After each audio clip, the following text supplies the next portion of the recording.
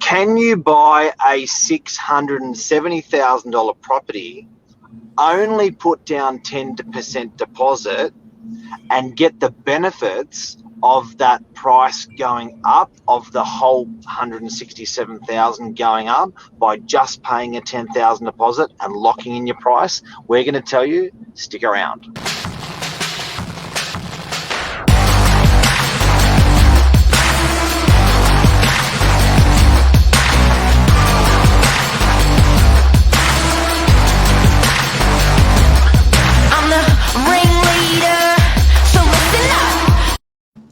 Good morning, everyone. Welcome to Morning Minutes. Myself, Michael Bergio, Mark Novak.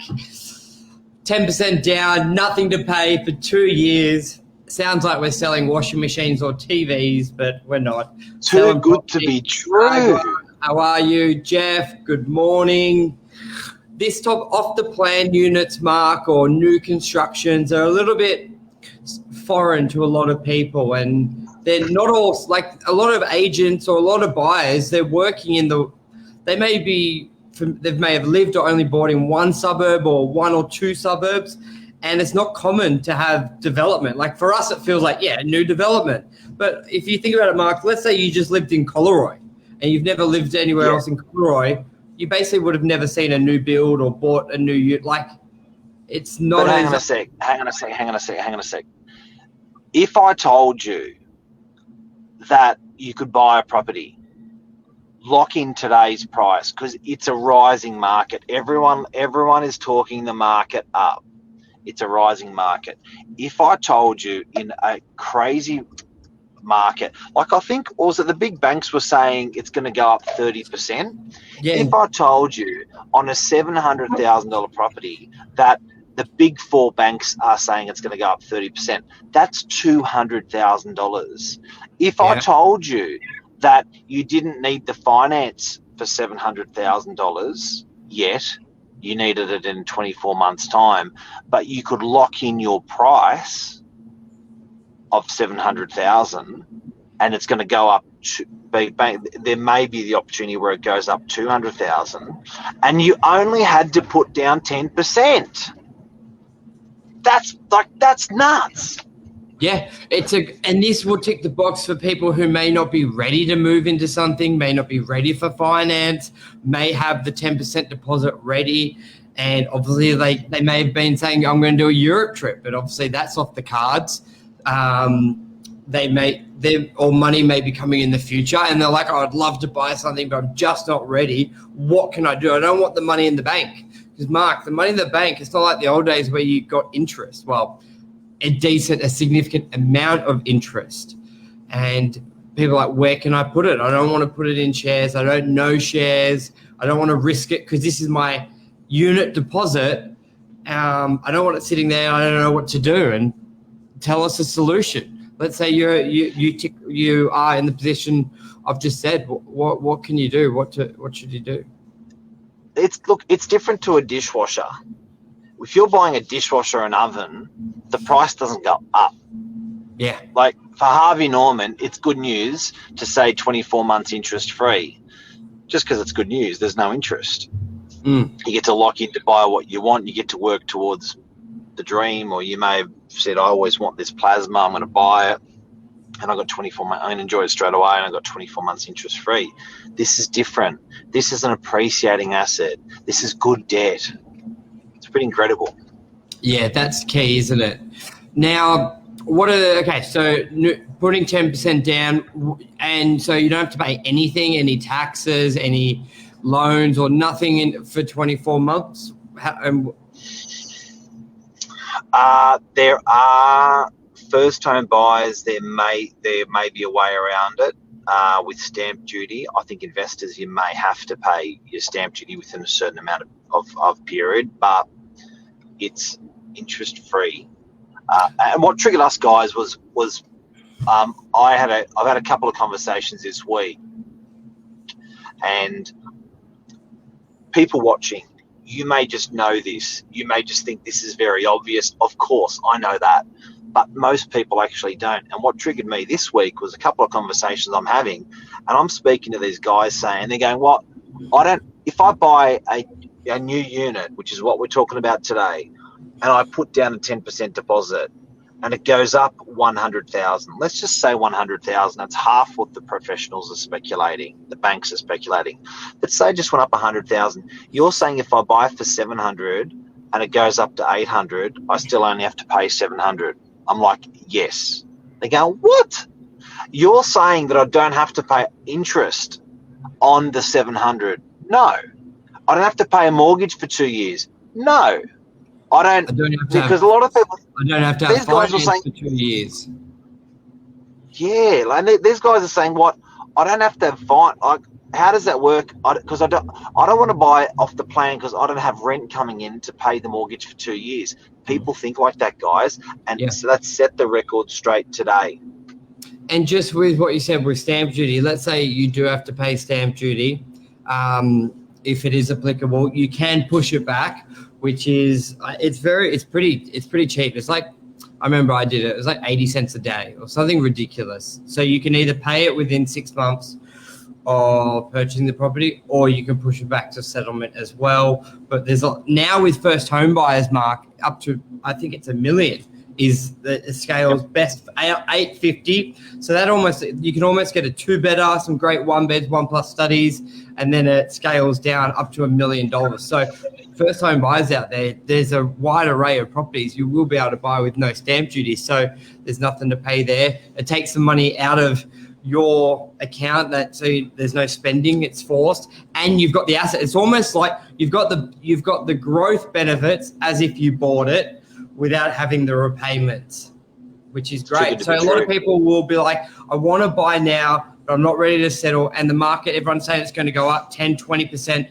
This sucks. Yes. Well, look at a new property, put down your 10%, and then you've secured it. You've locked in the growth. You've locked in the growth. Why the hell would a developer allow you to lock in the growth? I don't get it. Why are they leaving that money on the table for them not to make and for you to make? Yeah, banks. A lot of banks require, for the funding of the construction and the land, require the developer to get sales before construction can start. And then, like they say, before you start, we need 50% sales. And by 1 year, we need 80%. And so a developer, you use a great analogy, Mark. It's like if you only sell 3 bananas a week to a customer and you want them to buy 5 bananas, and in this scenario, bananas are property, but you only need 3, the only way to encourage you to take 5 or to sell 5 properties in that period is an incentive. So a really attractive price, and then you'll be able to sell. Because DY, let's say, only sells 30 properties a month, and if you need to sell 100 properties in a year, that's say 15 extra a month on top of what it normally does, there's got to be some incentive there. So that's why. So people can think, well, there's got to be a catch. Where's the catch? Because it sounds too good to be true. 10% down, lock in the growth, I get a brand new unit, all these tax benefits. Sometimes you can customize it. Yeah. Do you know how else it's also good? Sometimes people don't have the lending capacity today. Yes. Sometimes they've just changed a job, or they've just started their business or whatever. They know 100% that business is good, that they're going to be pumping in 2 years' time. So it's actually quite good with that 24 months interest free, because what actually happens is you lock in your price today, you find the property you like today, and then you don't have the silly competition, by the way, that everyone's got at the moment, and you lock it in. And then in 2 years' time, when you've got your financial affairs in order and 2 years of trading and 2 years of group certificates and 2 years of BAS statements or whatever that looks like for you guys, then you go for the finance, then you get the approval. But you want to be sure. We're not financial advisors. You want to be making sure you're making sound financial advice before you're buying off the plan, before you're committing. But you know what? When you buy a property, you go through those emotions anyway. Yeah.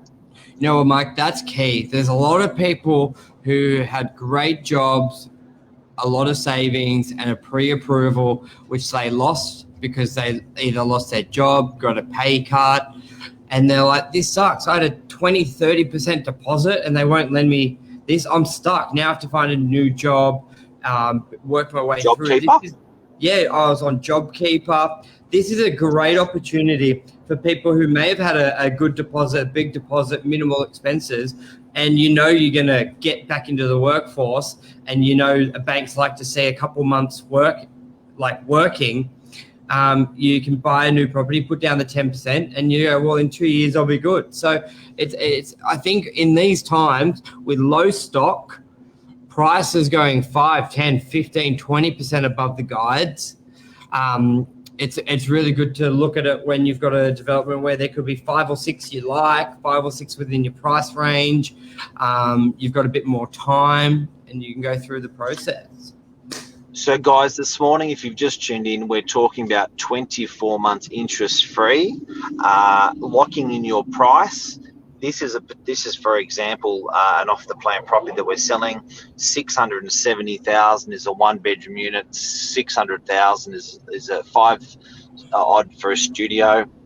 Yeah. Then you've got 2 bedders in there for 950. You've got 3 bedders in there for just over $1 million. And the key is here. Another thing. That you've locked your price. So yes, you've bought it for today's price, but when you settle on it, you've locked in your 2021 price, and you settle in it in 2023. You're still paying a 2021 price. Here's another kicker: you can save a greater deposit. So if you and your partner are good savers and you've got the ability of saving $30,000 a year, well, you put your deposit down today of 10% and you save another 30 and another 30, and you're not paying interest, and that now you've got another 60 ready for settlement, and you spend the tax. You know what you do when you buy like this? You become a good citizen.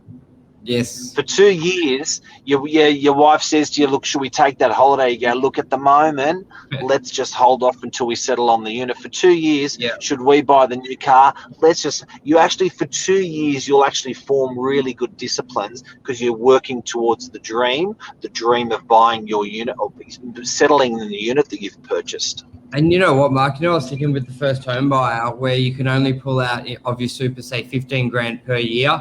This allows you to get through 2 financial years, if not 3. So you can pull out a little bit more money. Okay, can you say that one again? Say that one again. So that's a big one. So first home buyers, you can use your super to purchase properties under certain conditions. You got to qualify for these conditions, but there is the ability where you can use some of your super to purchase a property. So if you've got 2, but you can only pull out so much per year. And Michael, you nailed it. Yeah, I think it's, say, for a single, it's 15 grand. For a couple, it's 30,000. So you may have some cash, but you want to not pay mortgage insurance if it applies. And you pull out another 30 grand each, you got another 60 grand. So 60 grand for a 600K unit, and then 60 grand again. You got your 20% deposit. You've got a couple years. There's great benefits to do it. Who would have thought you could have got interest free with property? And this is a hack, and this is how you get interest free on a property while you've locked in your price while the market's going absolutely crazy. But guys, you have to buy in a low stock suburb. My advice is do not go and buy something where there's 1,000 or 2,000 units being built and replicated. Buy in a suburb where there's low stock and there's not a lot of new properties being dropped into the suburb all the time. So be careful about how many properties are going to be dropped into the top of the funnel, because coming out, you don't want too many properties coming out of the bottom. So low stock suburbs if you're buying off the plan. And it's good to look at that way. You may think a lot of units are being built, but you got to look at how big the suburb is. And I think a good example is, let's say DY 3 years ago, a lot of people like so much development, but people didn't take into consideration there were already 9,000 units and they're building 600. Yeah, 600 is a lot, but 600 out of 9,000 is it? Compared to areas, say like Parramatta, where they had, at the time, they had a suburb of 4,000 and they were building 4,000 or 2,000. Big difference. Very good point. So strong point. Just because you see a lot on the market or see a lot of construction, just do a bit of research, speak to the agent. It'd be very easy to find out how many properties are in a suburb or a postcode. But I think that's a wrap, and yeah. Lock in your price, interest free for 24 months. Too good to be true. It's not. Talk to us. Pass this show on to someone who it can help. Love ya. Thanks, bye. Yeah, mate.